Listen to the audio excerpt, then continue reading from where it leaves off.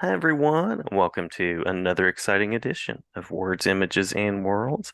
I am delighted on this episode to be talking with someone who knows the world of fantasy very well, and that is author Aaron Rosenberg. Aaron, thank you for jumping in and joining and talking with me for a few minutes. Yeah, definitely. Thanks for having me.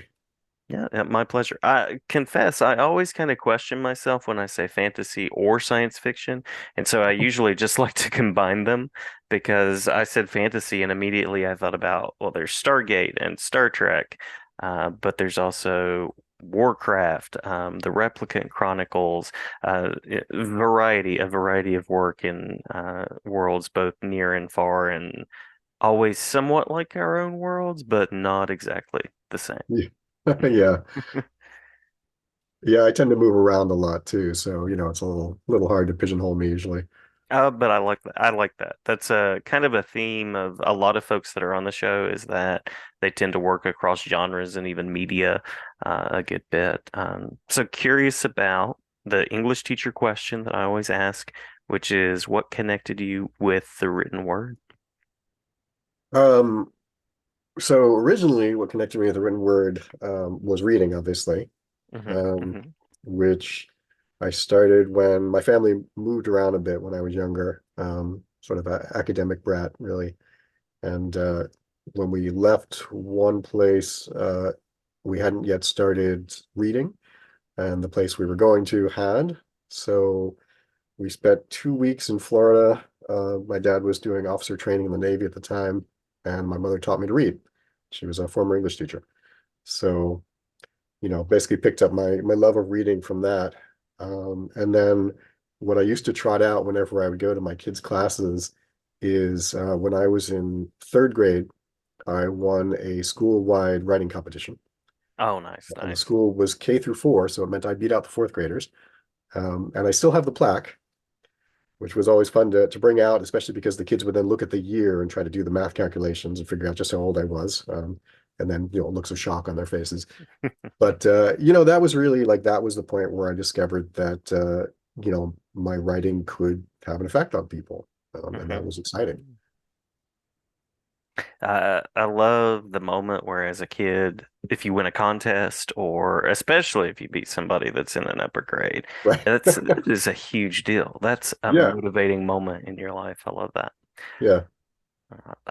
So talking about fantasy and science fiction, what was the draw to those particular types of worlds, those genres, or that genre, those genres? I'm going to say those genres. Yeah, I think that's fair. I've always been drawn to it. I mean, I remember when I was a kid, I grew up mostly in New Orleans, and there was a library there. I don't think it's there anymore, unfortunately, but it was one of those libraries that was an old mansion that had Uh, been like donated. So, beautiful old building and, all these like little nooks and crannies and stuff. And my mother would take my sister and I there and, let us browse basically and pick the books we wanted. And I would always find my way to the fantasy and science fiction section. mhm, So I started reading like, Ursula K. Le Guin and Madeline L'Engle, mm, at a fairly early age, but also like Edward Eger, Alexander Key, so all of these like, what are now classic fantasies. And I just loved magic and fairy tales and dragons and wizards and, going to other worlds, and science fiction for me is, it's just another side of the same coin, of course. So, spaceships, I mean, I remember reading like Heinlein's Starman Jones when I was little, and loved that book. mhm. Doorway to Summer and, it's just your imagination can just run wild with it. Yeah, yeah, love that. And I was much the same way as a kid, and actually used to work in a library that was one of those old renovated houses. So that Right? was That's always so cool. cool. Yeah, it's like, where do I go to the break room again? It's through this. Oh, okay. Um, but yeah, I love the way of seeing the world. And as I said at the beginning of the episode, it's the world, but not quite the way we know it. Yeah. So, in terms of world building, I'm curious about what it's like, kind of, and you mentioned you like to move around a lot, working between those established worlds like, say, Stargate or Star Trek, Mm. versus creating your own universes. It's They're very different. Hmm. My one of my backgrounds is in role-playing games. That's where I really started writing was writing role-playing games for a long time. So I did a lot of world building there, Hmm. and Hmm. building worlds for other people to tell stories in, which really sharpens your skill in terms of how to set up a world and how to see the story potentials in it. And so when I'm writing a story that's my own world, obviously it's a blank canvas and I get to play and I get to decide like, how is not just like the magic system going to work or something like that, but how do the rivers, where are the rivers? Which way do they flow? What are the countries and the continents like? What kind of crops are there? What kind of weather is there? What kind of monetary systems do they have? I mean, everything you Hmm. can imagine. And that's great fun because you're painting with this really broad brush at first. Hmm. Whereas when you're working in an established universe, like, Star Trek or, Stargate or, any of those, um, you're you're really painting with a very small brush, which is kind of exciting too. I recently wrote a story actually, or actually just read from it at a reading recently, where it mentions the characters are on an archaeological dig, and it talks about how, initially you just like sweep away, and then when you find something, you get really, really careful. And it's Uh-huh. kind of like that, so when you're working in somebody else's universe, you're working very, very carefully, and you're finding these little nooks and crannies that are fascinating. And you're saying, "Ooh, has anyone done anything here?" Or you Hmm. read through like another person's book, or the case of like a role-playing game or something, you read through the world and the setting, and you go, "Ooh, that's really interesting. Like I could set a story there. Hmm. That would be an interesting story to tell." And so it's these little tiny moments that you find and you sort of tease out to make your own. Yeah, yeah. I love that metaphor, the archaeology too. That's yeah. The quite the visual. You paint the picture with words, as might be expected. Yeah. Yeah, I'm a Um, very visual writer. But I'm also, I mean, I have a background in graphic design too. So I do book covers and book layouts and things. So yeah, I think very visually when I write. yeah. Well, that's an entirely different question, which is that idea of sort of creating the visuals with words versus pictures, because the name of the show is Words, Images, and Worlds. So curious about what that process is like for you.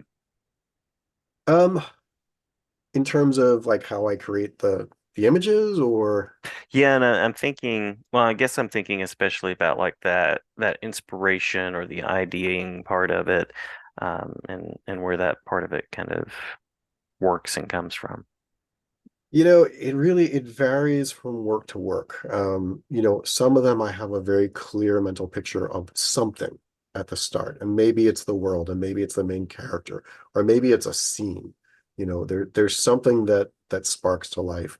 Um, but it doesn't always hit at the same time with each of them is the other thing. Sometimes it sort of has to be drawn out. Like sometimes as I'm thinking about, oh, this would be an interesting place to tell a story, and then the picture starts forming, like slowly coming into focus. Hmm. And the more that I tease it out, and the more notes I write, I write a lot of notes. So I'll have a blank page and I'll just start like free form writing notes about the story, the characters, the setting, the plot, everything that comes to mind. And then I'll refer back to that as I'm building out an actual story for it. And so that process is often for me that focusing moment, of figuring out, oh yeah, this is the character, this is the scene, this is something that's happened. But in some cases it all springs fully formed. Like in some cases it just instantly there's a visual attached to it. Hmm. Hmm. Yeah, very cool, very cool. Well, I was also gonna ask about Yeti Comes Home Yeah, as yeah. well, because just a fun title, fun concept. So curious about how that idea came together. Yeah, and that's one that definitely had a visual. Like right from the start, I had this image of Wiley Kang, who's my main character, who's a Yeti, kind of sprawled in this easy chair, wearing like a flannel shirt and a baseball cap with like, a beer clutched in one huge furry clawed hand, Uh-huh. and like a pizza in the other. And just that juxtaposition of this like enormous figure, with the fangs and the claws and the yellow eyes and the whole bit, um, in these very comfortable, very familiar, very sort of casual and homey elements Hmm. is what sort of brought that story to life for me. And that's where it started, was thinking like, what would he be like? Like if you have a Yeti who is assumed to be this ferocious, bloodthirsty monster, Hmm. just wants to be left alone to watch his sports and have his pizza, and just chill.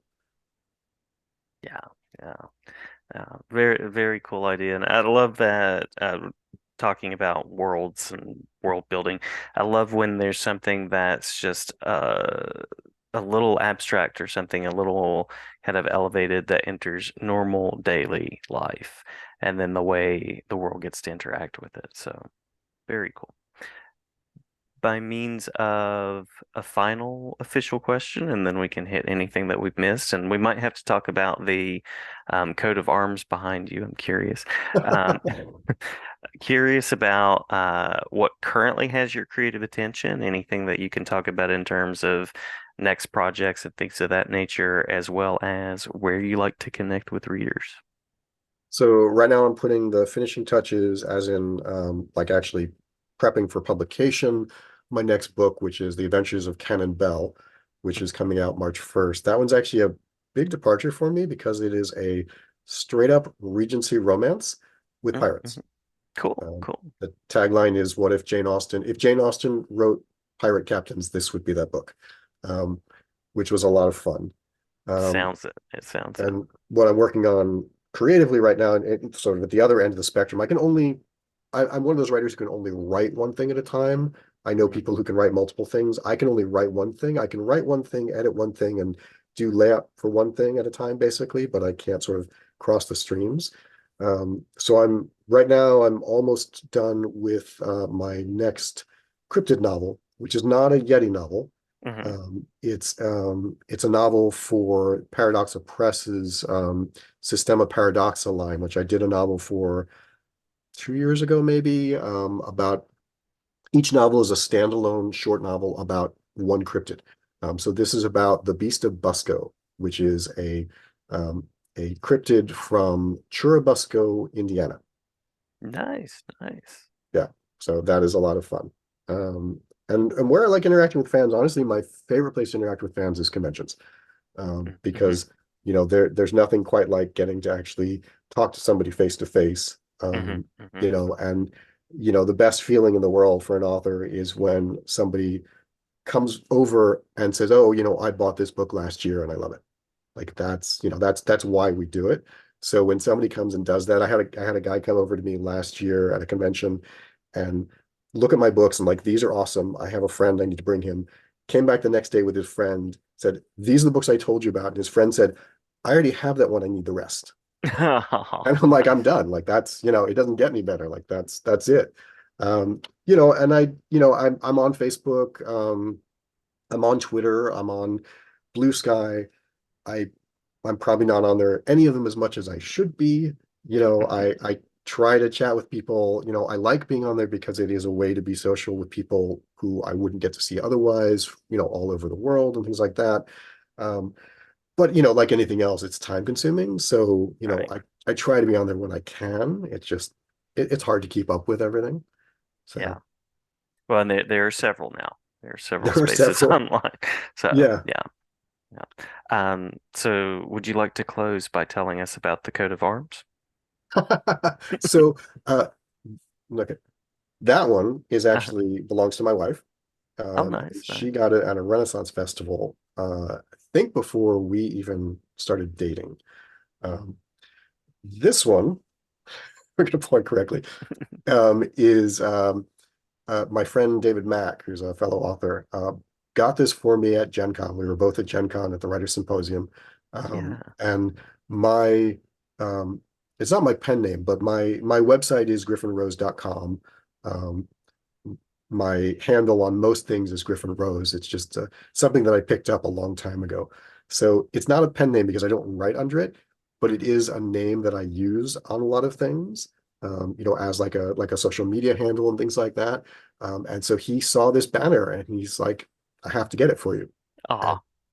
yeah, it was really, really sweet of him. Well, the ironic thing is, do you know who I interviewed earlier today? He says, "David Mack." It's David Mack. It is indeed.